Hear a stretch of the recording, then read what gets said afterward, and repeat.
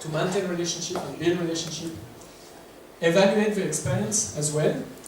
That's also something that we very often forget to do, but think about what went well, what went wrong. If you have allies that you can ask, a friend NGO or an activist, someone who you know is normally quite good on social media, ask them what they thought of your engagement, because social media is transforming itself all the time, so it's important to keep an eye and have feedback from others so that the next time you can improve your work. Preparing content in advance, okay, these I've already mentioned, but so that's for instance linked to resources, mapping the accounts, preparing pictures and memes, planning narratives also. So for instance, if you know that the UPR is going to be speaking about workers' rights, maybe try to get quotes from the local trade union representatives and so on in advance, but so things that really will tell the story, not from the UPR perspective, but from the human perspective, that you will be able to use in the UN context afterwards. And then I will finish with this. Clearly, the social media, and I'm sorry if you were hopeful, is not going to save the world, it will not solve climate change, and it will not improve the situation of human rights per se. But it's a great tool, it's only a tool for other things. Some people forget about that. You have a lot of organizations nowadays that only do click and share. Then you click and share on it, and nothing else happened except they had 10,000 people clicking and sharing. It's great to build awareness, but you need to convert this afterwards. And one thing that's very important to keep in mind is that your work within the online community has to interact with the work on the real world, but it's a two-way, it's a two-direction exchange. So, for instance, the way the real world should inform and guide your online work is of course to define what your priorities are, but it's also that your stories have to be built as much as you can on real world situation, on your actions, on positive stories, and not just hanging there in the abstract. The more you reflect the we, the I, or the she story, the more you will be able to really have an impact on the online community. These are always very important, how you bring it back. So I mentioned the fact that as much as possible, give your followers or your friends opportunities to react. Like and share is a classical example. But as much as you can, also think about how to follow up in the real world.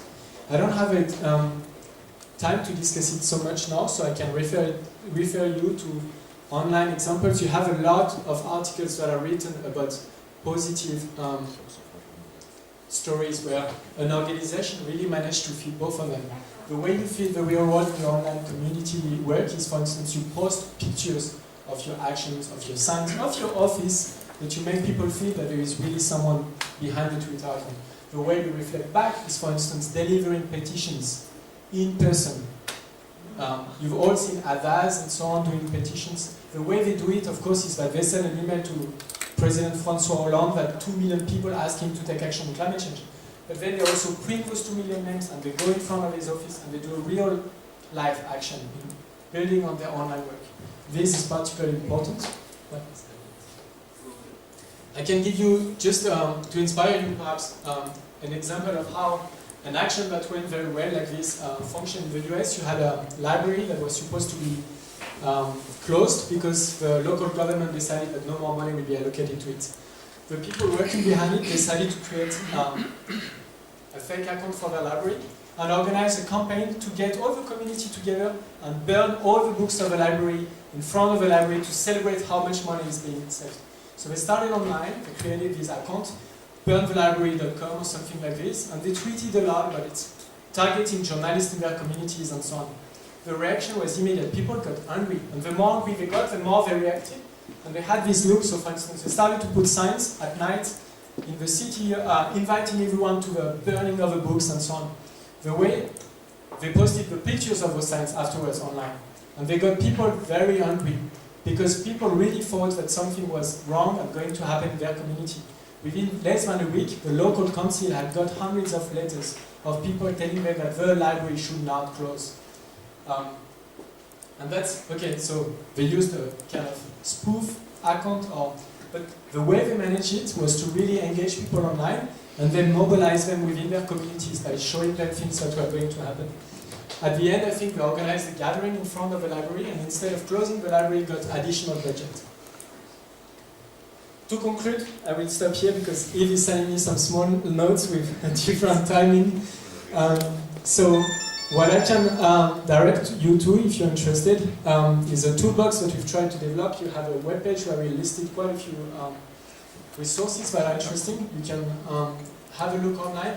This was for climate advocates, but it was to help climate advocates use social tools better, particularly around UN meetings. So if you're interested, I think most of those tools were not ours, they were just picked from the internet and selected, so they might be directly relevant to your work.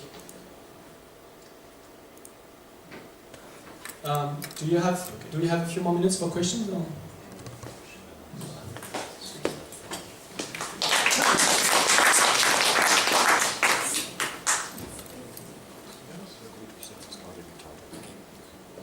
Okay, so we'll have some times left for questions. We'll do like we did the previous times. We'll take the series of questions, and Sébastien will answer all of them together. Otherwise, then we won't even get to lunch. So we'll try to save the lunch for you. So, idée?